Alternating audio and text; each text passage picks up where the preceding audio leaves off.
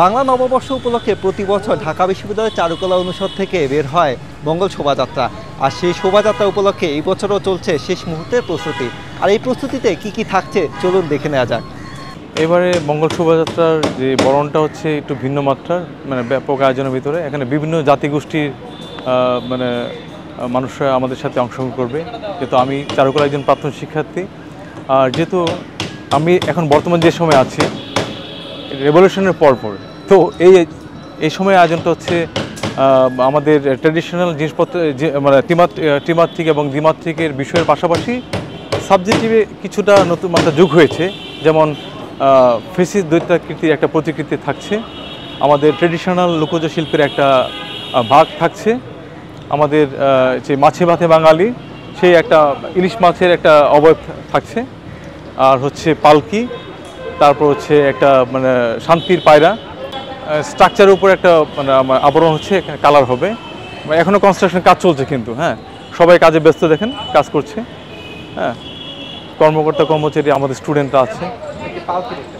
হ্যাঁ একটা পালকি দেখতে পাচ্ছেন, আমাদের ট্র্যাডিশনাল এটা মানে মুভ করবে। এবং কারণ এই ত্রিমাত্রিক বিষয়গুলোর সাথে মানে দর্শক, মঞ্চ এবং শিল্প বস্তু সব মিলিয়ে কিন্তু একটা স্থাপনা শিল্প, সেই ক্ষেত্রে আমাদের সবগুলোর উপস্থাপনা তাই মানুষের মানে রেলির সাথে সাথে এগুলো কিন্তু মুভ করবে, হ্যাঁ ঘুরবে। আমাদের স্টুডেন্টরা কাজ করছে, হ্যাঁ বিশাল একটা পরিবর্তন হয়েছে। এবার বর্ষবন্টন অন্যরকম হচ্ছে, বললাম শুরুতে, এটা মানে ফেসিস দৈত্যের প্রতিকৃতি হচ্ছে। হ্যাঁ আসলে কি ফেসিস তো যদি কোনো ব্যক্তি হয়ে থাকে তো আপনার আড়াল করা যাবে না। আমরা রেভলিউশনের পর আপনি জানেন তো, মানে এই স্টুডেন্ট রেভলিউশনের পরে যে ঘটনাগুলো ঘটেছে ওইটার একটা চিহ্ন হিসেবে এটা আসছে, কিন্তু এটা জোর করে আসেনি। হ্যাঁ এরপরে কি থাকছে যদি একটু দেখা যায়? এরপর আসছে আপনার আমাদের যে ট্র্যাডিশনাল আমাদের লোকশিল্পের যে বাঘ, হ্যাঁ বাঘের অবয়ব, এই যে এটা কিন্তু আবার এই মানবের এটা মানবাধিকার মানব, এটা আবার এই ভাস্করের কাজ। হ্যাঁ এই কাজটা ওর সাথে এবং স্টুডেন্ট ছাত্র সব একসাথে করছে। এরপরে আসলে মানে কোনো কাজই আমরা একা করছি না, একত্রে।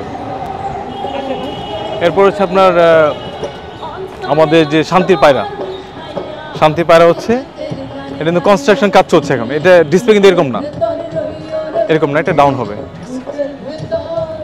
এই পুরো কাজে আসলে কতজন কাজ করছেন? অগণিত, এমনি এক দুজন বলা যাবে না। যারা চাকরিজীবী, তারা দেখা যাচ্ছে সন্ধ্যা পরে আসছে, যারা স্টুডেন্ট তো স্বাধীন আছে। আমিও চাকরি করি, আমি ওই প্রতিষ্ঠান থেকে বলে আসছি, আমার প্রাণের টানে আসছে এখানে। হ্যাঁ শিল্পীরা কিন্তু দেশের ক্রান্তি লগ্নে সবসময় ছিল। আপনার ভাষা আন্দোলন বলেন, স্বাধিকার আন্দোলন বলেন, আপনার পরবর্তী সময়ে সবসময় কিন্তু শিল্পী, কবি, সাহিত্যিক তাদের ইনভলভ ছিল, পাশাপাশি আমজনতা এবং সাধারণ মানুষ ছিল। সেই হিসেবে এখানেও তাই।